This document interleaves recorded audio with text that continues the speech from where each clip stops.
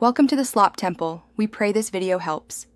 In this video, I will explain how to study English Reader, full guide.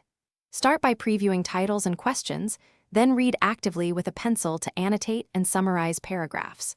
Pause after each section to paraphrase aloud and write a one-sentence summary. Use timelines and character maps to connect events and motivations. Review notes nightly and quiz yourself with short recall prompts to strengthen memory and comprehension.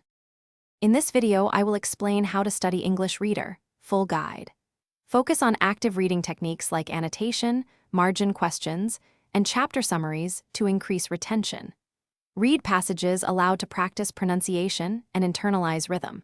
Create quick flashcards for vocabulary and idioms, and test recall in short daily sessions. Pair passages with brief discussions or recordings to hear yourself explain themes and improve fluency over time.